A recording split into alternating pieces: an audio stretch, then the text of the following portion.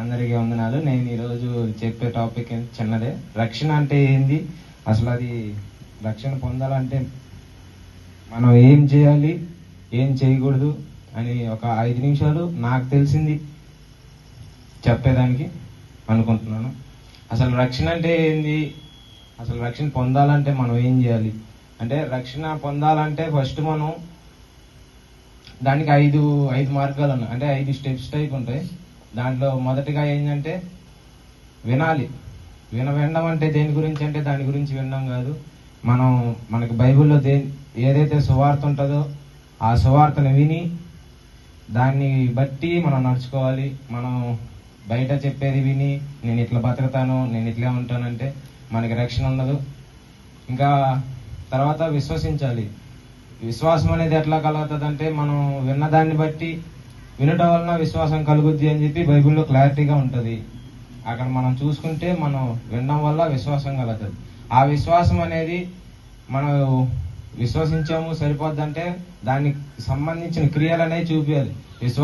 విశ్వాసించి దేవుని నమ్ముకున్న తర్వాత మనం ఏం చేయకూడదు, పాపాలు చేయకూడదు.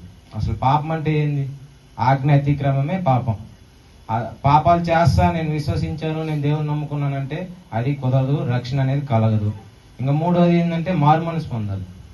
మారు మనసు అంటే మన పాత జీవితాన్ని అంతా వదిలిపెట్టి కొత్త జీవితాన్ని దేవుళ్ళలో గడిపేదానికి నేను మారు మనసు పొంది నా జీవితాన్ని మార్చుకుంటాను, నేను ఇంక నుంచి దేవుళ్ళలో బతకతాను అని ఒప్పుకోవాలి. అది అపోస్తుల కార్యంలో 2:38లో పేతురు ప్రసంగించిన తర్వాత 3000 మంది పెంతెకోస్తు అనే పండుగ దినాన 3000 మంది బాప్తిసం పొందుతారు మారు మనసు పొంది. వాళ్ళు మారు మనసు పొందకుండా బాప్తిసం పొంది ఉంటే అది వేరే లెక్క. కానీ బాప్తిసం పొందాలంటే ముఖ్యంగా మారు మనసు ఉండాలి. ఆ మారు మనసు లేకపోతే మనం బాప్తిసం పొంది వేస్ట్. ఇంకా నాలుగోది ఏంటంటే ఒప్పుకోవాలి. ఏమని ఒప్పుకోవాలి? యేసుక్రీస్తు దేవుని కుమారుడు, ఆయన వల్లే మనకి పరలోకానికి ఎంట్రీ అని అందరి ముందు ఒప్పుకోవాలి. బైబిల్లో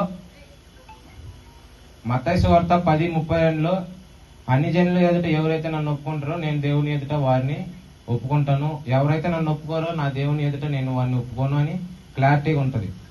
అందరి ముందు నేను నిజమైన దేవుని కుమారుడు యేసు ప్రభువారు అని నేను ఒప్పుకుంటున్నాను, ఆయనలో జీవించడానికి, నేను మరలా బతకడానికి పునర్జన్మ అంటే బాప్తిసం పొందడం అంటే పునర్జన్మ లెక్క.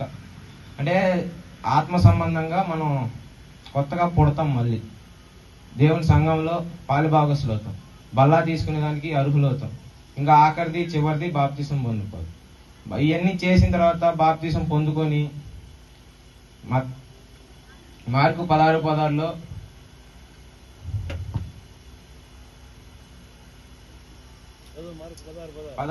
చదవండి.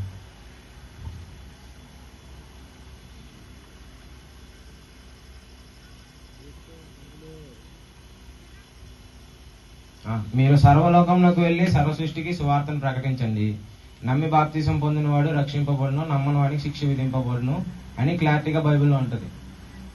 మనం చేయాల్సింది ఏంది? బాప్తిసం పొందిన తర్వాత మనం మాత్రమే బాప్తిసం పొందడం కాకుండా మన తోటి వారిని, మన సహోదరుల్ని, మన స్నేహితుల్ని అందరినీ దేవుళ్ళలోకి నడిపించాలి.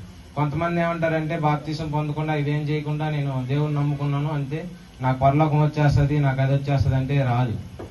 మనం ఈ 5 స్టెప్స్ చేస్తే గానీ మనకి పరలోకానికి వస్తుందంటే రాదు. మనం అర్హులు అవుతాం. అంటే మనకు ఒక ఛాన్స్ అనేది ఉంటుంది. ఈ లోకాన్ని అంతా వదిలేసి మనం ఈ 8 స్టెప్స్ చేస్తే మన ఈ లోకంలో చేసిన పాపాలన్నీ పోయి కొత్తగా దేవుళ్ళు మళ్ళా పుట్టాము. ఆ పుట్టడం ద్వారా ఆ పుట్టినము ఇంకా నేను అన్ని బాప్తిసం పొందుకున్నాను నాకు వచ్చేస్తుంది అంటే కుదరదు. చచ్చిపోయే వరకు